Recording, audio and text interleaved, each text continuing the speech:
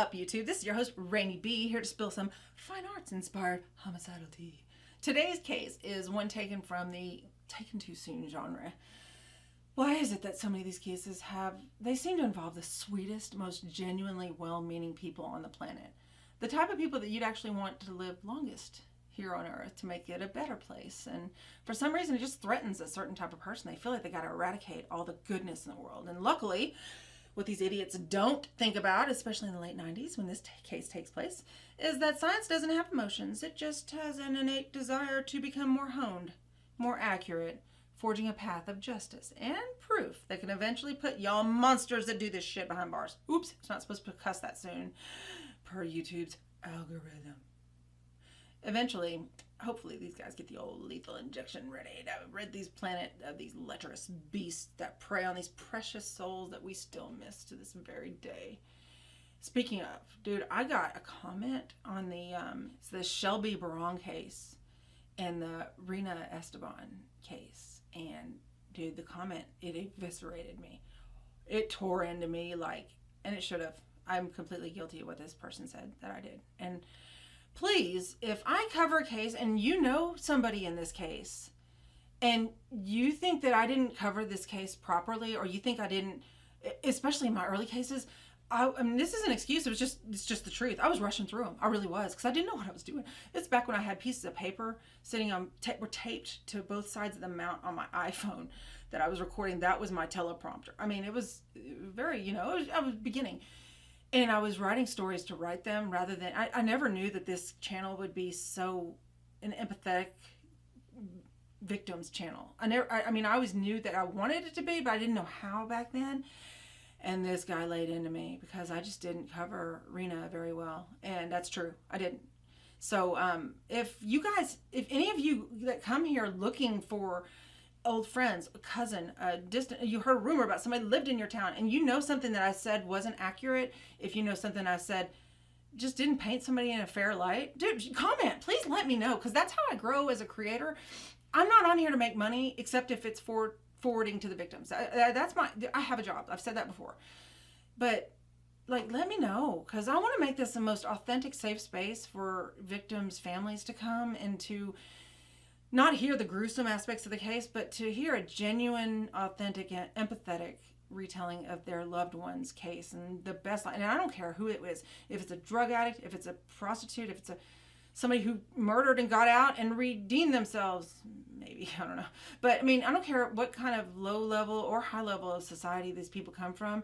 They all deserve to have their cases told, and told with a gentleness, because the victims didn't do anything to deserve what they got. And I hate that I let someone down. I really hate that. So please let me know. And if not, then let me know how great I am too, because I like those kind of comments too. So anyway, let's just get into this and stop talking about me, because I could sit here all day. I love talking about me. Okay, anyway, let's dive into it. The solved homicide case of Juli Busken.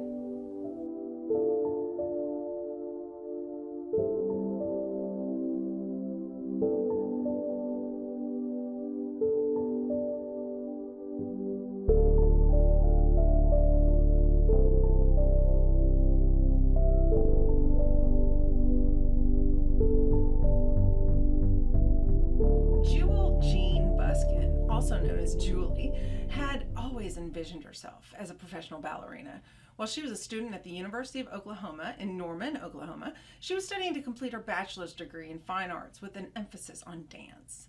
After finishing college in just a few weeks, Juli had planned on moving back to Arkansas, where she was from, to attend graduate school and go on to teach dance and eventually open up her own dance studio, where she could teach young students and hopefully encourage young children with special needs to find a safe space in her studio, along with them finding their inner artistic genius through her caring, gentle, and graceful guidance.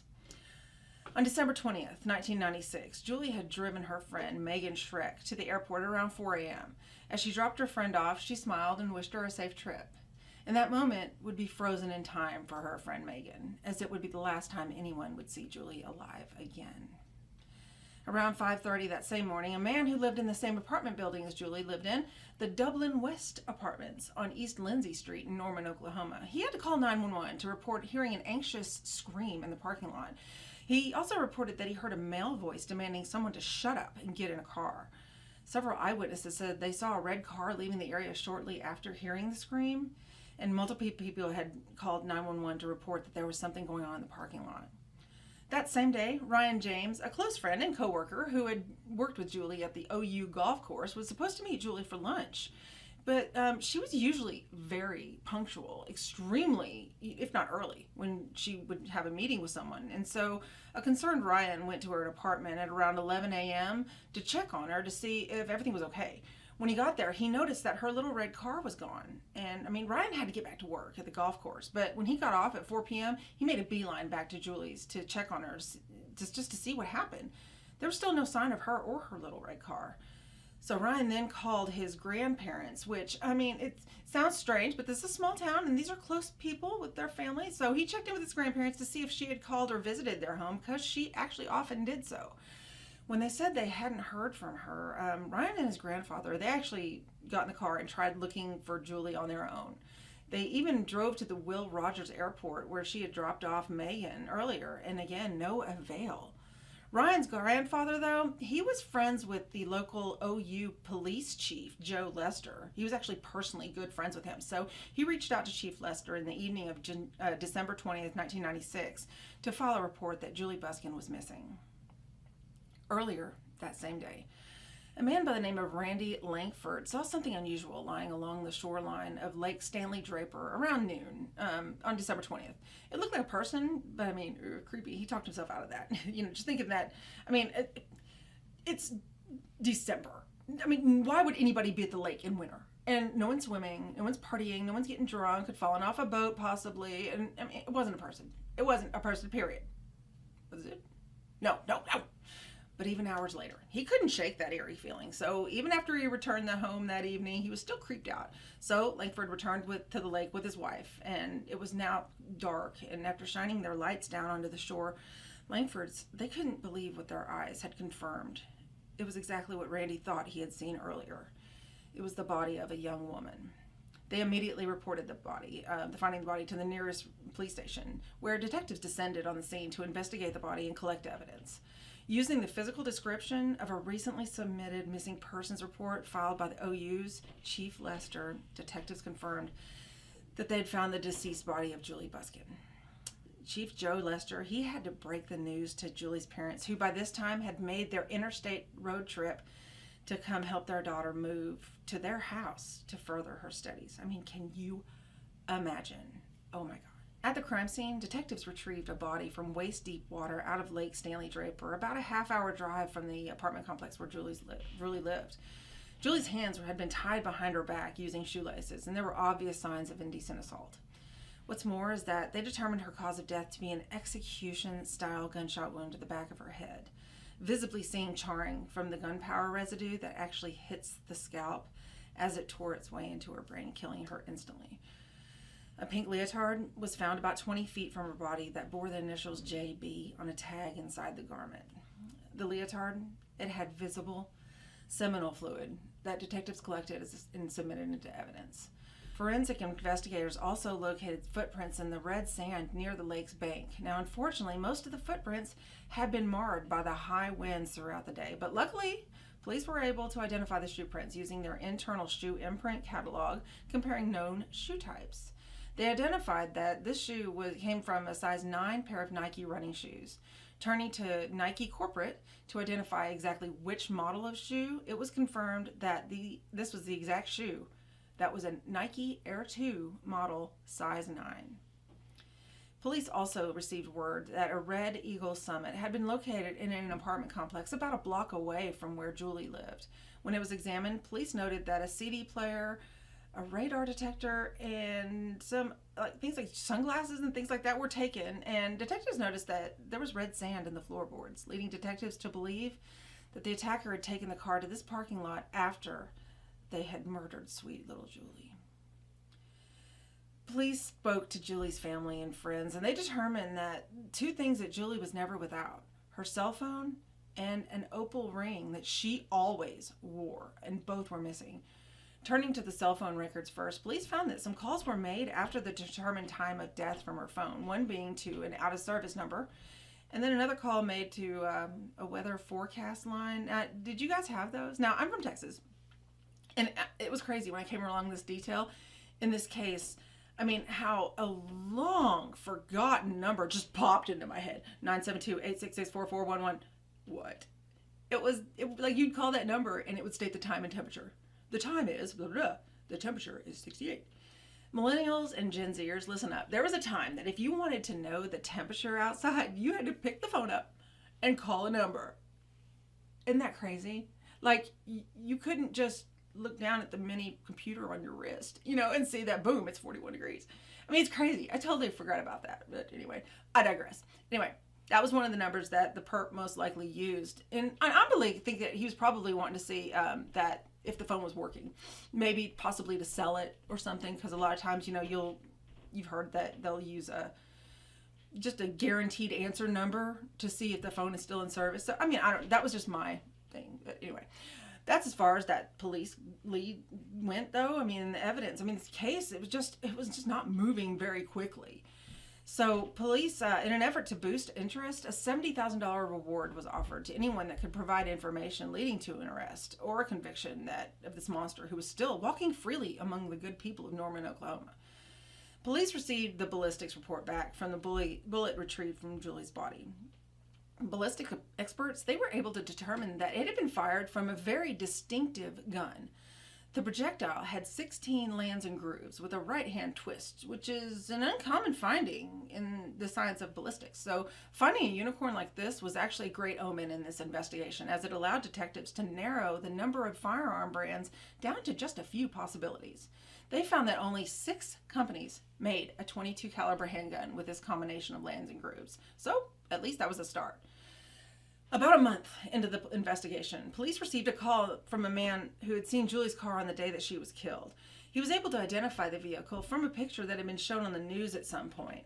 That man, named David Kill, was on his way home from a night shift at Tinker Air Force Base, driving back toward Norman that morning at around 7:10 to 7:15 a.m. He noticed a red compact car with Arkansas license plate driving away from Lake Stanley Draper. A male driver, alone in the car, cut off Mr. Kill in traffic and seemed not to even notice or care that he did so. Mr. Kill, he was incensed by the man's driving and chased the car back to Norman at a high speed. Though he was not proud of how he acted. He admitted that he had actually become very angry at the person in the red car and followed them about 5 miles in an effort to confront them. He testified that despite his aggressive pursuit of the car, the driver just still seemed oblivious at times to him. I mean, at varying times, though, he was actually able to get in front of the car and see clearly in his rearview mirror what the man behind him looked like. Mr. Kill stated that the red car turned on Alameda Street, ending their contentious relationship, but remained burned in his memory. Working with a forensic artist, Harvey Pratt, together they yielded a portrait of a young Hispanic male, around college age, with long, dark hair. The sketch was sent out to all the local news outlets and to be shown to the public. And they waited for the calls to come in because, they knew that someone knew this man. And no calls ever came. No one called. They weren't any closer to any leads in this case. More cases came in, and Julie's case was just pushed further and further down the line. And time marched on, though no one forgot about her case. They just had to direct their efforts on cases with hot leads and possible convictions. But her file sat patiently waiting for science to catch up and the stars to align. Fast forward almost 5 years. Out of the blue, an inmate at Oklahoma County Jail made a call to 911 to report that she'd seen a sketch of a person of interest that was being sought in an older case that she thought she had information on. She said that she'd seen that this person was being sought out in an effort to be questioned about a murder investigation. Well, she had recognized the man is in the sketch to be one of her friends, named Dennis Stuermer. At the time of Julie's murder, Dennis had been working in construction and lived about 4 miles away from the crime scene. Well, when police attempted to question Dennis and obtain a sample of his DNA, he was anything but cooperative. He would not speak to police, and as he was just adamant, I didn't do this, I had nothing to do with it, leave me alone. Well, detectives got a warrant for his DNA, and they forced Dennis to give him a cheek swab, which he reluctantly complied. But when the detectives sent it out, they were sure this is their guy. So they already had a murder warrant typed out. They were ready and waited. When the report of the DNA profiles came back and they were compared, the police were buzzing. They were so excited to finally be able to close this case. No, it wasn't a match. Dennis's DNA was not there. Even though he was a tough personality to deal with, I mean, that's all he was. Feisty. Just an innocent guy. Angry innocent guy.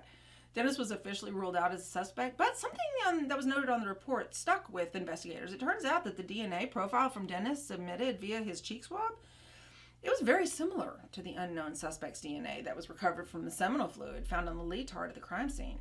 It wasn't enough of a match to implicate Dennis, but, I mean, it has to be an exact match for prosecutors to use it in court. But what if it was a relative of Dennis? I mean, that's not out of the realm of possibility. Police actually found that he had a living relative that was a male, the only close living relative that he had. It was his brother, who gave a sample of his DNA, only to come back to the same spot where they started. Not guilty. This guy nor anyone in his immediate family had anything to do with this case. Disappointed, detectives, they had no choice but to accept the fact that this was going to go cold again, and it was going to freeze right in front of their eyes. The case remained unsolved and got colder and colder, yet still remained on the detective's desk and in their minds, with Julie's beautiful and graceful energy waiting with it, patiently knowing that one day someone would face justice for what they'd done to her. 2 more years passed, and this is a total of 6 years now after Julie's murder.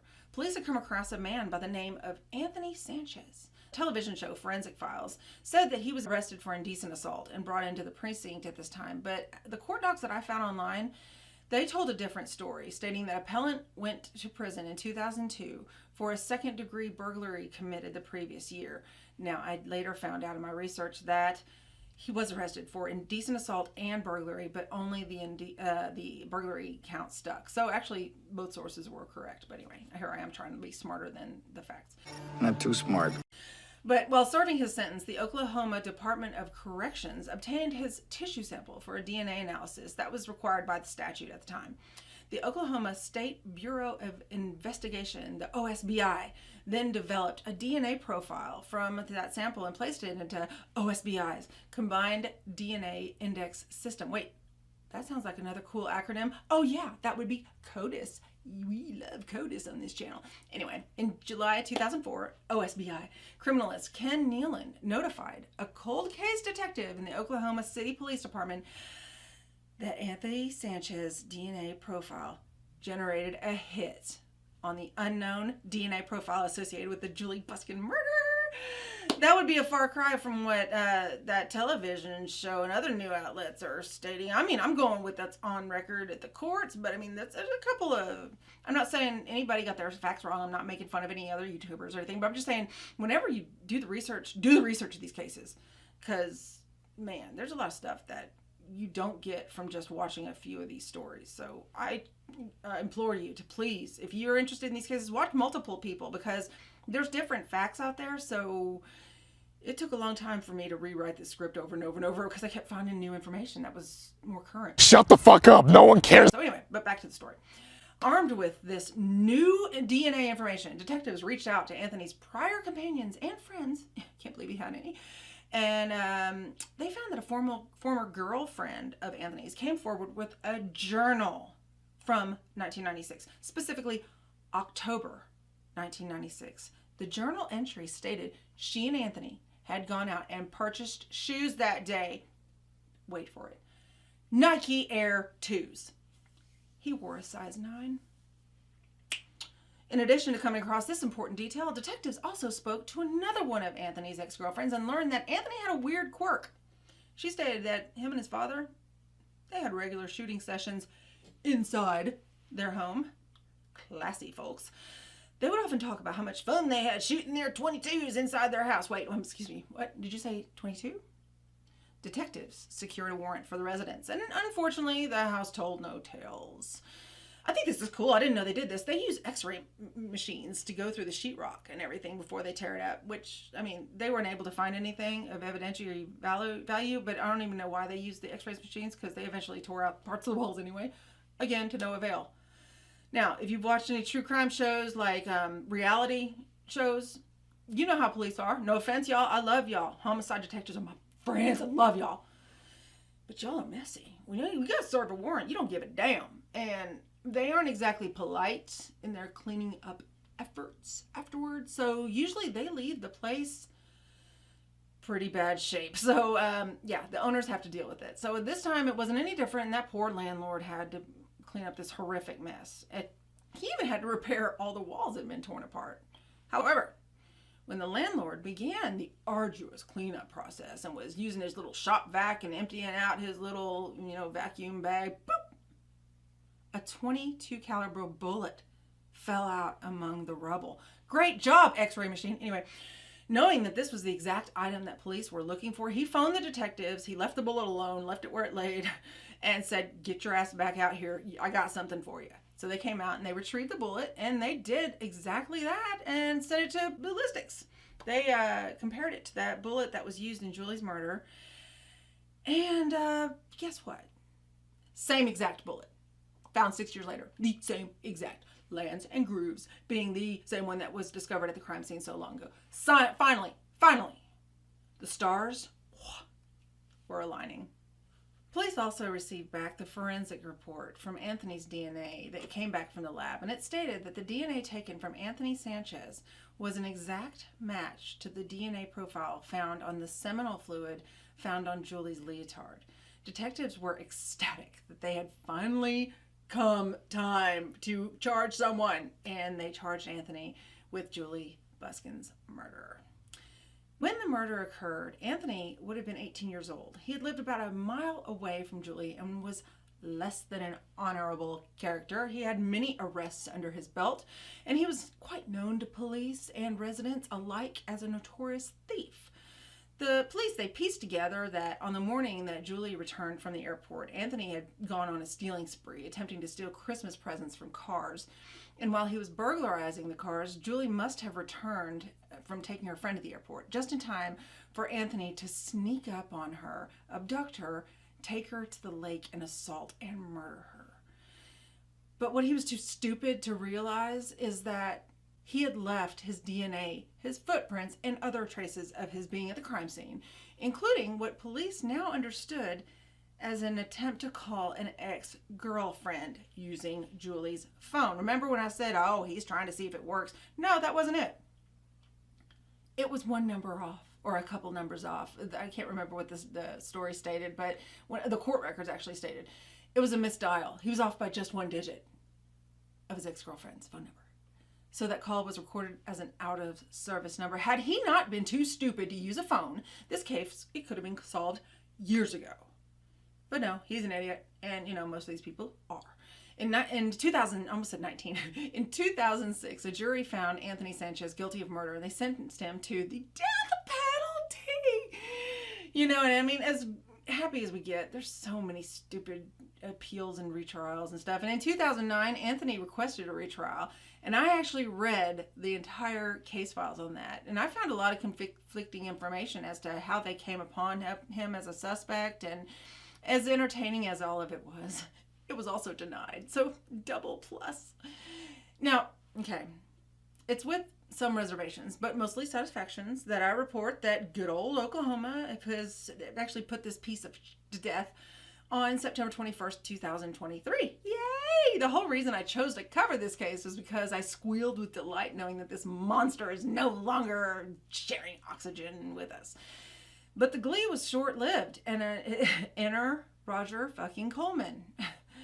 That motherfucker is the beast that still lives rent-free in my brain. He makes me doubt certain these death row cases, and his case is just what made me convert to a full support of the death penalty. He fooled everyone. I mean, he fooled me bad. He fooled me real bad. I vowed to never allow this type of case to ever influence me again, and here we are. Thanks, Roger. You're still an asshole. I came across an entry of a lawyer's blog in researching this case, and I found it that there were some doubts in Anthony's guilt due to people coming forward stating that they'd actually heard Anthony's father making statements that it was him that had killed Juli. Well, conveniently, he's no longer with us. So Anthony screaming how he's not guilty and it was my dad. I mean, it falls on deaf ears now to me, thanks to Roger Coleman. But when I came across this lawyer's blog, one part of it, I mean, I started to doubt things, you know? I mean, I don't think I'd be doing either party, in this case, justice if I didn't mention it. So here we go. The lawyer, his name's John Floyd of the John T. Floyd Law Firm. His principal office is in Houston. And it had a blog post entitled The Wrongful Execution of Anthony Sanchez. And this is one part that it stated. And it made me so mad. It must be noted that at the time, OCPD Crime Lab prepared its 2000 DNA profile of the unknown male suspect in the Busken case.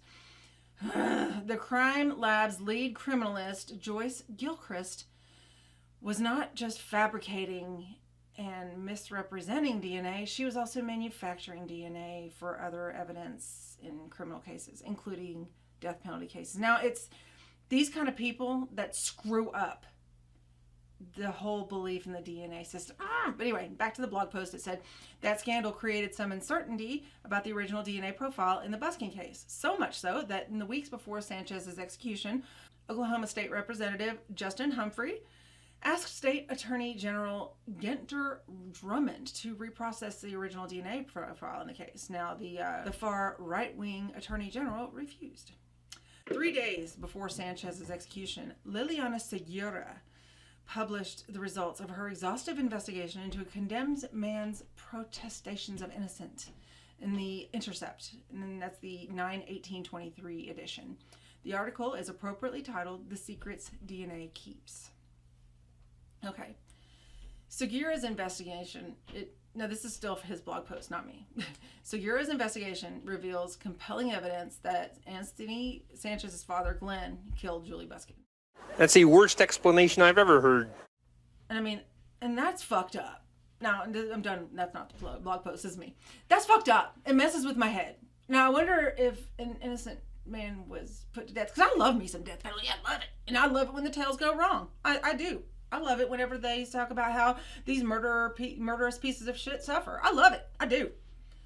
But in no way do I ever condone ever having someone executed with that. There was a shred of doubt in their guilt or innocence. I mean, dude, that's where I lean hard on DNA. And Anthony was convicted in part with the DNA findings.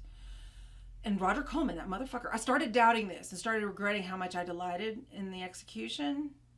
But then I went back and I came to my senses. Because in addition to this blog that started this whole self-doubt train, I started noticing the same blog, it contained serious error.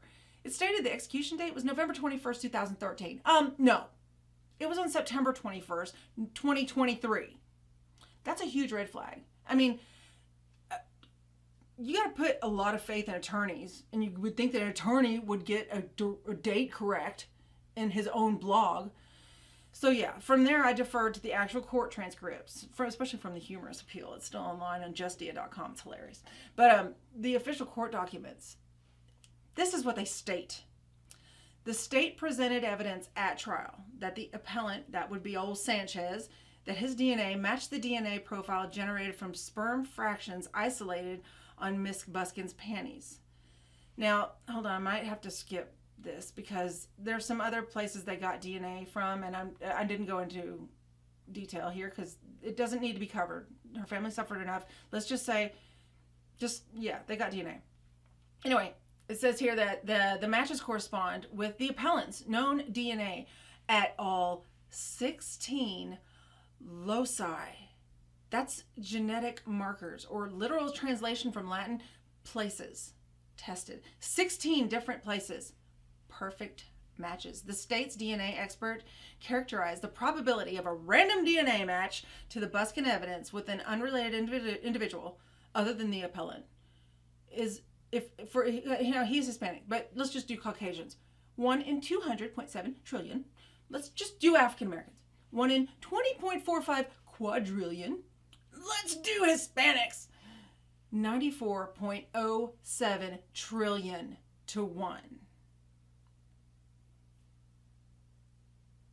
But he's saying, this woman wrote this huge article about how the DNA is not correct in this case. Bitch, can I help you? Anyway, the appellant went on to say the appellant could not be excluded as the donor of the DNA. Could not. Period. Can't. Fuck you, science. Next. It goes more into detail about like I said, the different parts of the body that I found it unnecessary to include, as I respect and honor her family too much to stay here, but no one benefits from learning that information. So, but they were in the evidence and they were damning. So, fuck you, Anthony. Fuck you, science. I'm erring on the side of guilty. And with the other 94.07 trillion other Hispanic males, it couldn't have been to that degree that this piece of shit was just covering his own ass and trying to fool us just like Roger Coleman did, but you didn't, boo. Problem is, this time, sweetheart, we're wiser. We know how you people work and we ain't falling for it this time. The right man was executed, and until it is proven otherwise, I will keep any potential apology to my damn self. Now, changing the subject to much better news. The College of Fine Arts at the University of Oklahoma, they established a dance scholarship in Julie's honor, and they gave quite a few lucky college students money toward their dance studies at the university. Now, I'm unable to confirm whether or not that scholarship program is still active, but I did come across that there are several annual golf tournaments that are honored in her name, and that happened not really recently. So that seems that Julie is still very much present in Norman, still making her beautiful energy a source of light for the local residents. Now that's great. Good. Ending it on a high note. And isn't it ironic that the high note is her? Oh, I just adore her. This is it for this case. I mean, what do you guys think about this? Now, okay, some other stuff I came across afterward was that, especially from The Intercept and a stupid blog and researching this guy, Anthony Sanchez's dad, supposedly he had confessed multiple times in his man cave, and his girlfriend was afraid of him, and that she knew that the wrong man was in jail, but she was afraid. Dude, if somebody was going to be put to death and you knew, you're just as much of a piece of shit as they are, because oh, don't tell me you're afraid. I mean, I get domestic violence, blah, blah, blah. This is somebody being lethally injected because his piece of shit father wasn't coming forward. Or did you just not believe him? Or did you not want to believe that you were with a piece of shit that could have had such a piece of shit? You know what? Y'all are all pieces of shit. How about that? I'm not going to doubt, let that piece of shit Roger Coleman influence me in this. I mean, Dr. Phil, he has a quote to live by. When someone shows you who they are, believe them. Don't try to talk yourself out of anything. Don't try to say, but they're this, but they're that, but they're... No, when someone shows you who they are, believe them. Anthony Sanchez was a criminal and was cited in multiple times as a sexual predator. I have no duty or responsibility to try to prove anything but what he showed the world that he is otherwise.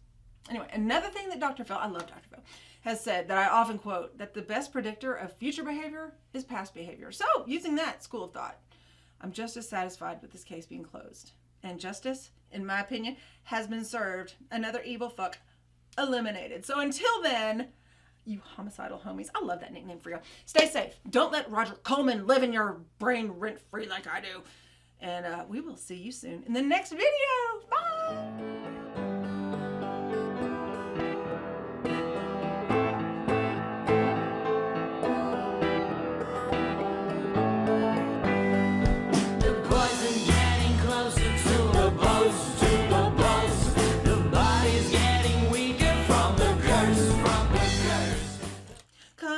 Whisper in your ear in a dream as you passed out, baby, wasn't over, yeah.